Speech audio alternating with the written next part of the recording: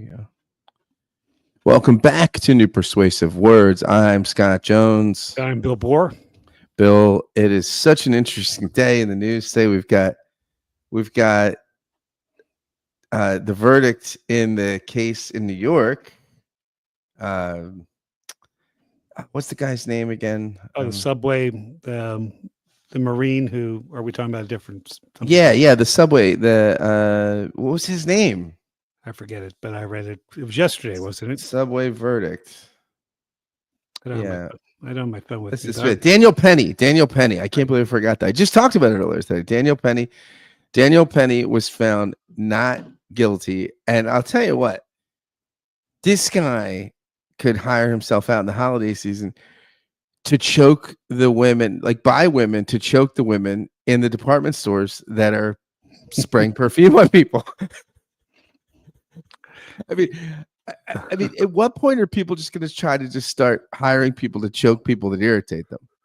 I don't know. That's a good question. That's a good question. And this may be a career move. I mean, for many people, I'm not much of a choker, but no. I've never been a wrestler. Yeah, I'm not sure we should pursue that. Yeah. All right. Well, that's interesting. Yeah. And then we had another great development today where the assassin was picked up in Altoona, Pennsylvania. Gosh, I spent a month there one night. Yeah, you're actually a day behind, aren't you? All this stuff happened yesterday. Yeah, but we didn't record about it. That's true. We didn't talk. I was thinking maybe for a minute I was in a time.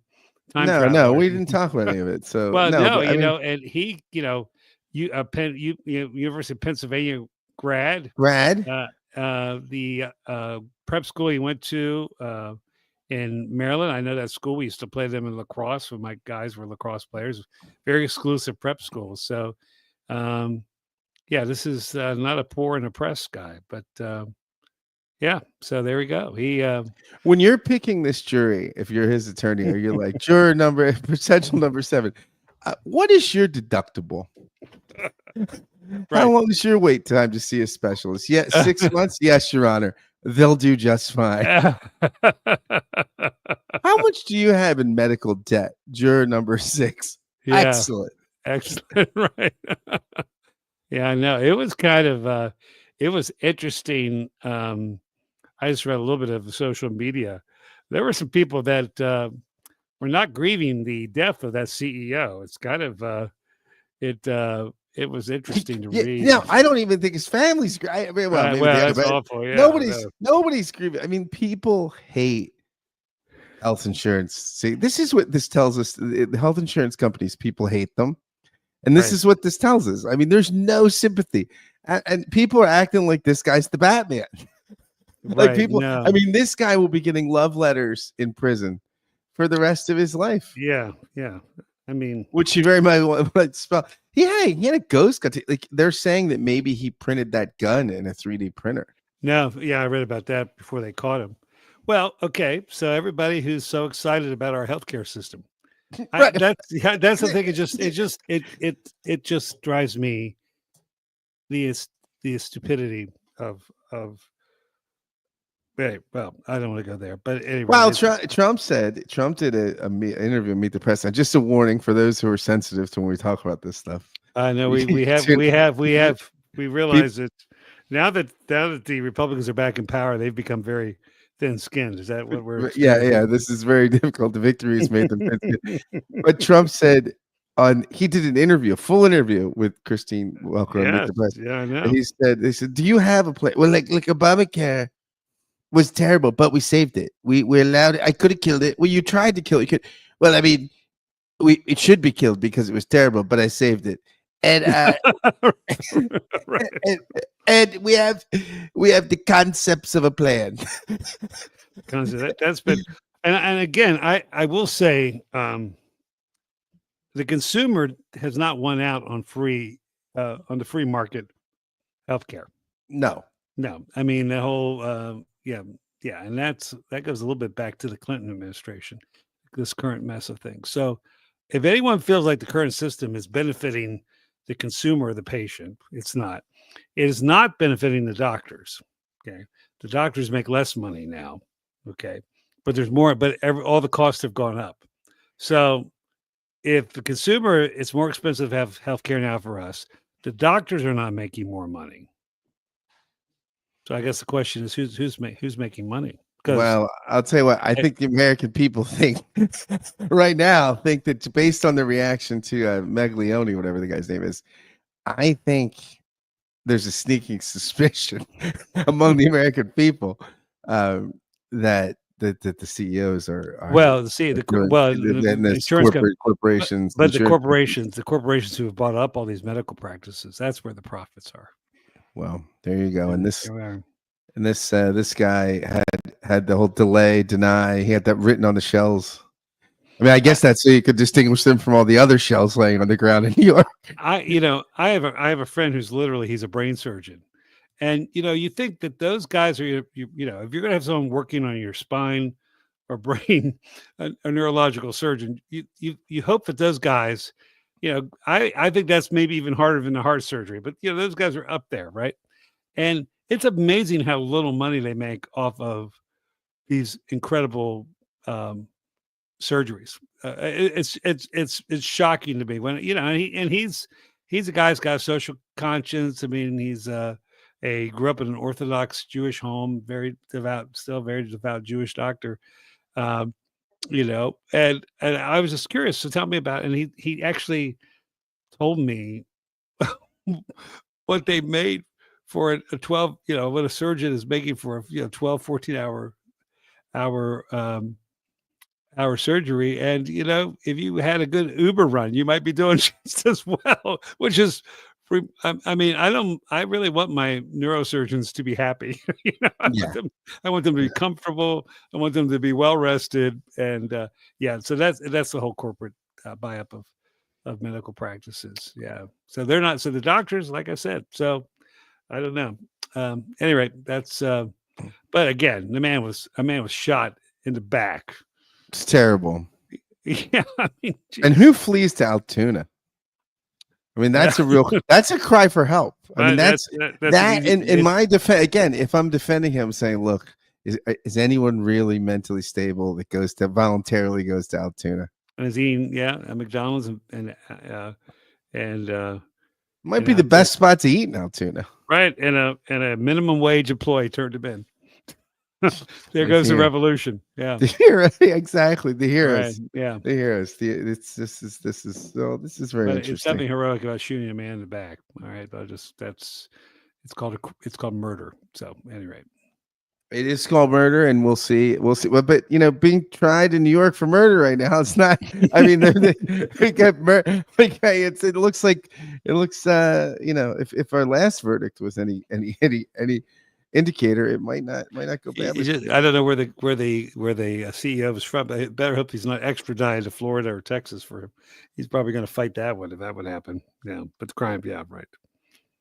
And suddenly, the Mayor Adams really stepped up on this one, didn't he? Because he's Mayor Adams. Like maybe there are second acts. And speaking of second acts, Netanyahu is in the.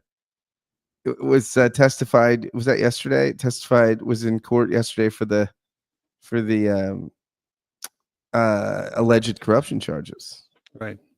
And they're saying that he's in bed with the entertainment CEOs, I guess, and that yeah. So there you go. Yeah. Well, there's the Netanyahu's corruption is not alleged; it's absolute. But whether or not he gets caught, whether or not he did this one or not, remains to be seen. And what about Syria? I mean, this is like we didn't even hit on Syria. This is again. I said this the other day. I think it was in church when we were talking when we prayed for the world. We forgot it. I mean, hundreds of thousands of people have been killed in Syria, most of them by their own government.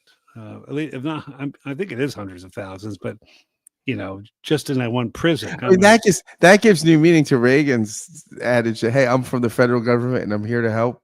Yeah. I mean, when the Syrian government shows up, put your gas mask on. And the Assad, I mean, people have been starving there, freezing to death, and the Assad family has $1 billion. And I was reading an article, and they, I guess the New Yorker or somewhere, and they were showing the building, the luxury apartment building where the Assad family's bought up 14 apartments or something like that. So they're going to be living in beautiful downtown Moscow in a very nice apartment building.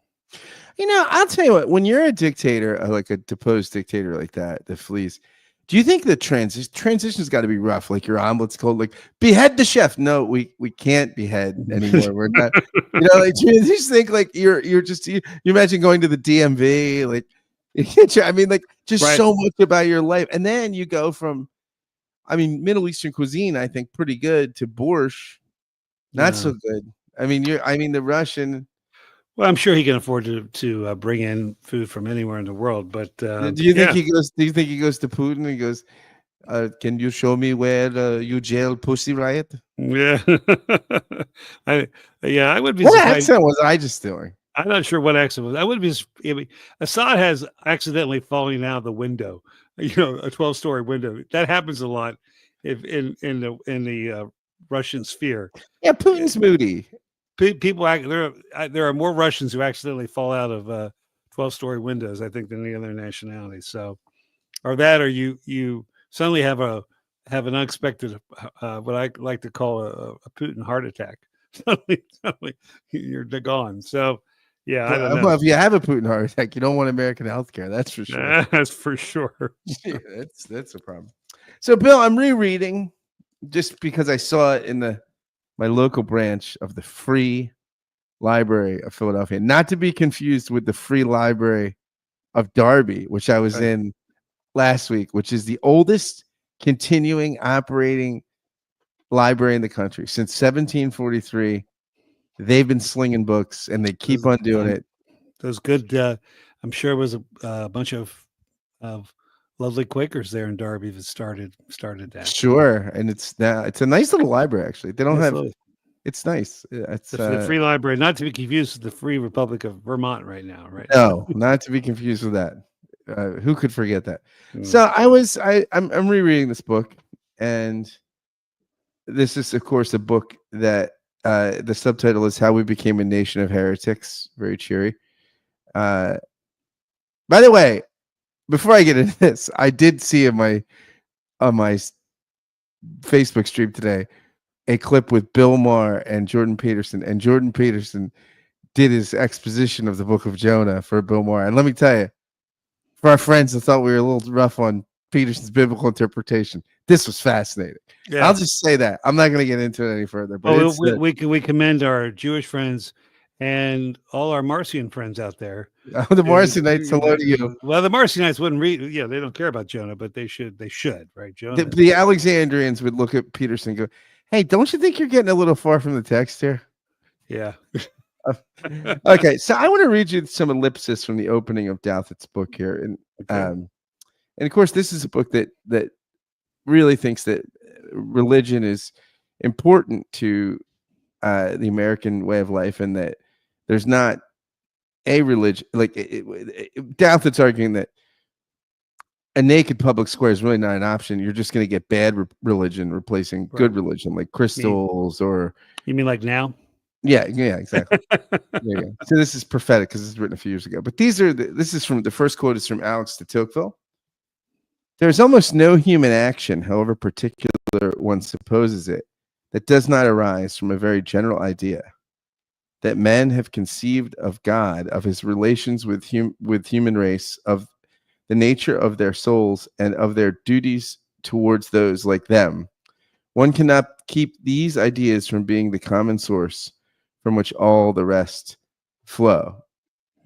So, but largely, he's saying there, I guess, that that God and everything basically flows from your view of God. And one more quote here from Will Herberg, author of the great book Protestant Catholic Jew, which I read years ago. Man is homo religious, by nature religious. As much as he needs food to eat and air to breathe, he needs a faith for living.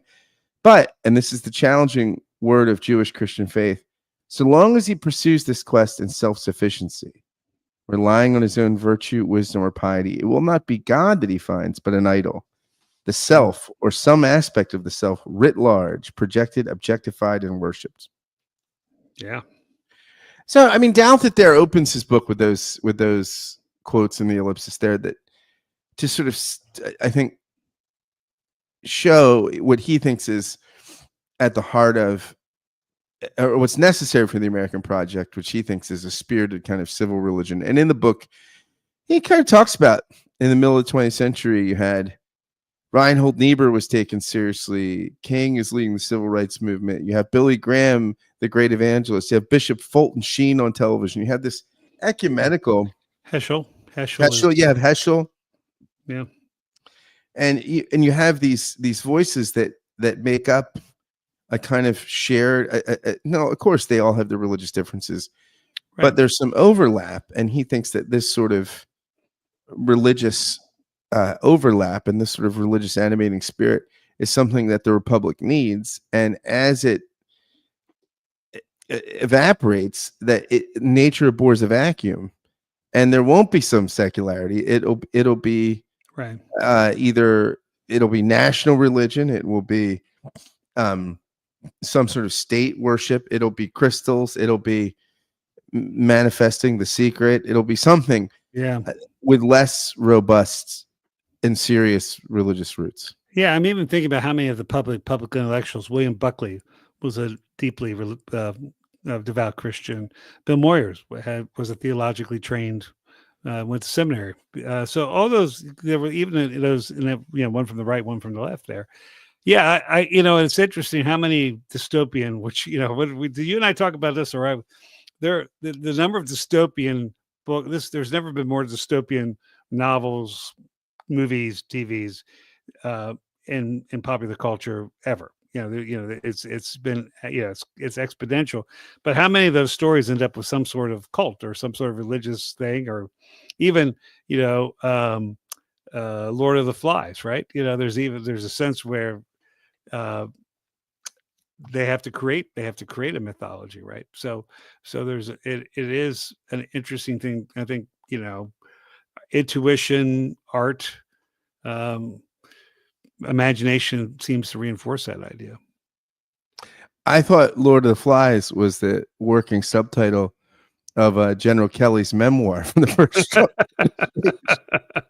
I've got the conch. Who's Piggy that gets killed? I guess that would be Mike Pence. It could be Piggy.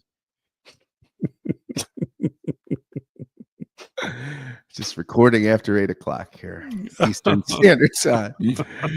Yeah, no. So I think this. I mean, down or Ned Beatty. Ned Beatty, right? Exactly. I'm sorry. Hey, there we go.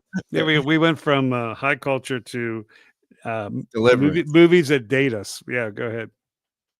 Yeah, no. So Douthat's thesis is interesting, and I Douthat is someone I probably, as you probably find yourself disagreeing with politically very often, but I mean, he is a very, very bright guy. Yeah, and I do find myself agreeing by and large with the sentiment of this book. Well, he's kind of when George Will was at his best, I always read him. I was always he always made me think. David Brooks to a lesser degree. So no, I do. I find him very. I read his stuff every time he writes something. I read it. One of the things you and I was talking a little bit about, because here, I mean, I was having a conversation with one of the elders of my church, a very thoughtful man who had a very, very devout man, very successful career, and just does lots of good things for the community, and many ways his hobbies include really being a historical scholar on American Civil War. But one of the things we were just talking about, how there's almost an antagonism and a purposeful antagonism to faith in certain aspects of Vermont society. Yet over the last week, I've had some very interesting things have happened. First of all, I won't even get into how Vermont is. Every 5 people are represented by someone on some level of government. It's crazy. Yeah, this is the libertarians came up there because of this. Right, because they thought they could take over, because it's the biggest per capita state assembly in the country. Right. Like I think there's only 26,000 people, maybe 30,000 people in the Bennington County, but there are 2 county seats.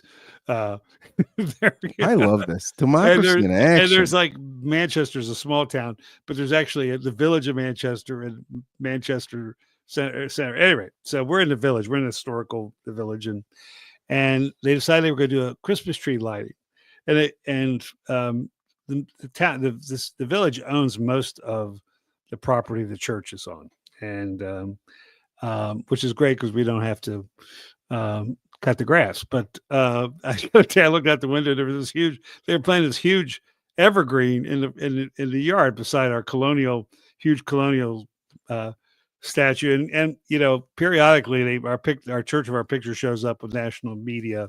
So if you see a New England white steeple church, often frequently is ours. That's you. Frequently, but anyways, I just watched them plant this huge tree, and they were putting Christmas lights on. They asked me if could we support the lighting of the Christmas tree. I said, sure, and maybe we could you have the choir sing and whatever, and would you do a little something? But remember, we're just we don't want to be we can't have really one religion represented. Now, I wanted to say, well, you actually are putting up a Christmas tree, but I didn't. But regardless, I was friendly. I said, okay, well, we could do this in a tasteful way, and a way that tries not to be, not to be offensive. And anyway, it was freezing cold. It was blowing. The wind was blowing. It just snowed, and 40 people showed up. And most of my church, we had other things going on, so there weren't very many from my congregation. And we sang "Oh Christmas Tree," and I led the thing and sang "Merry Christmas," but we did "Donas Nobis Pacem." I said we sang that, and people actually sang the parts and just was spontaneous. And somebody who I don't know that he is a person of faith at all, but he came up afterwards and he was almost crying, and he said, "This is what it's all about," and thanked me so much for doing this. Now, I'm not sure what this is. Hey, I'm not sure what this is. you. But it was he was very sincere. I was just trying to get warm, but it struck me, and people were talking. People came up, make conversations, and it was the typical, "What do I say to the pastor? This guy I don't know," but it was interesting. And then this past Sunday night, my music director helps out at the high school, and the high school's music program was kind of decimated by COVID. They spend a lot of money on athletics over there, but music program not as much. Any rate, we ended up. My music director initiated this thing where we did a combined Christmas concert with the chorus from the high school, and they came over and sang at the church. And again, the church is before I got here, it's 20 years of kind of rough things going, and the place was almost it was just a very remnant of folks. Things are turning around, but the church was packed. And we're having my church choir is singing with. What's the fire code there? Give us packed. It was packed. When do we hit a fire hazard? I don't know. There was we had sitting chairs and out. You call yourself there, and you don't even know what a fire hazard is. I'm sure the fire marshal was there. I mean, I don't know. He probably was there counting heads, but the exits were clear. How about that? Trust me. Trust me. When I was a media presbyterian, we had candles all over the place and chairs in the aisle, and we got warned a couple of times by the fire marshal. But it was, and so again, people came out because the kids were singing, but people just showed up. And we did some secular stuff as well, but again, sometimes it's easy to be just kind of critical about the commercialism Christmas, which is just ridiculous. But there's an impulse. One of the most secular states in the country, if not the most secular state in the country, people were coming out to. I mean, again, obviously Easter. If you had to say which is more central, Easter might be, but our front of our church, the stained glass, is the nativity scene. So the whole concert, regardless of what they were there, they were staring at the tableau of the birth of Christ, and we sang sacred songs with, as well as some secular stuff with the kids, and so and we all ended with "Angels We Have Heard on High," singing What Gloria. secular stuff did you sing? Oh, we did. I don't know, Winter Wonderland. I don't know, chestnuts roasting on that one. So we mixed it. And it was kind of fun. It was actually No. Grandma got run over by a reindeer. no, but I did. I love. Did you see the video on? Did you see the video where they're playing the song? And I guess it's some sort of, uh, you know, 5K run and somewhere up north. And as the people are turning the corner, a herd of deer run through and are taking out elderly women. And they were playing "Grandma Got Run Over by the Reindeer" in the I background. love the holidays. I love the holidays. I love the So holidays. what I'm saying is, I um, maybe there have been years where the commercialism, yeah, and I just ignore it. It doesn't make me angry or anything like that. But it was funny to me that in some levels, this kind of secular celebration of Christmas in a very secular area has brought people closer to the Christ Mass. It's an interesting thing, and so it speaks to the vacuum, right? Yeah, it's so this is interesting that I'll just share a passage from Douthit. America's problem isn't too much religion or too little of it. It's bad religion, the slow motion collapse of traditional Christianity, and the rise of a variety of destructive pseudo Christianities in its place. The United States remains a deeply religious country, and most Americans are still drawing some water from the Christian well, but a growing number are inventing their own versions of what Christianity means, abandoning the nuances of traditional theology in favor of religions that stroke their egos and indulge or even celebrate their worst impulses. These faiths speak from many pulpits, conservative and liberal, political and pop cultural, traditionally religions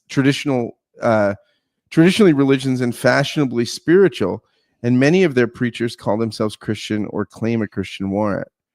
But they are increasingly offering distortions of traditional Christianity, not the real thing. Yeah, no, I agree, and I think it's interesting to me that I think about I think if this was 1960 or whatever, I would feel different about the secular and the sacred, the way they're dancing together up here, because in many ways, we're dealing with a post-Christian world, and so the fact that it's almost like the people weeping, the burning of Notre Dame and the people celebrating the restoration of Notre Dame, and made arguably one of the most secular a country that has some in many ways rejected its Christian heritage. And so it's I think there's an opportunity to speak. I mean, this is what we talk about Thomas Halik all the time. But I see that this is a moment where that and we can, the pearls of or the remnants of Christianity that have been spread out and and the self-made religion out there. There's an opportunity for us to say, almost like St. Paul, all right, I want to talk about the unknown, the unnamed God. So Yeah, yeah. you guys are talking about hope out there and you want peace. And of course, the majority of our community is not thrilled about what happened in the last election. But so the people are kind of asking questions. It reminds me of being, the days after 9/11, or I was in Midland, Texas, of all places, after the collapse of the oil industry, and the people were asking the right questions, and I think that's a little bit in this moment that we're at. And um, yes, there's all kinds of distortions out there, but it's just really interesting to me. And we helped out, and again we helped out this young woman. It's a long story, and the high school had brought this need to us, and we worked with a secular foundation and helped her.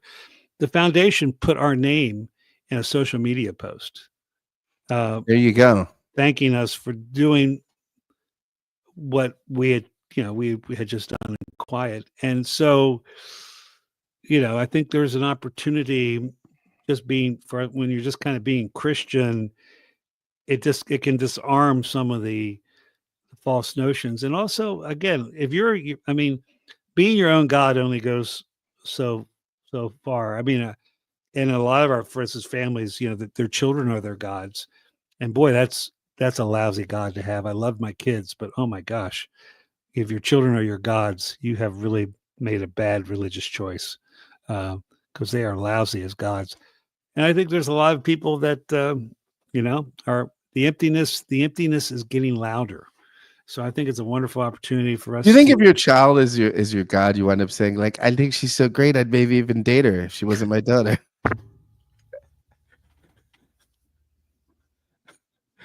Maybe I don't know. I don't know. That doesn't feel like a bad religion. Yeah, it's something else. There's a different word for that, but it escapes me right now. So, Bill, I'm imagining this group of people that is celebrating and they don't quite know why, right? I mean, they do Right? know They something. do and they don't. Right? Right. There's this great quote, great fitting perhaps to close with here, by then Joseph Ratzinger. This is before he was Pope. Always He said, Ratzinger for us. always Ratzinger for us, always. Uh, Advent is concerned with that very connection between memory and hope, which is so necessary to man.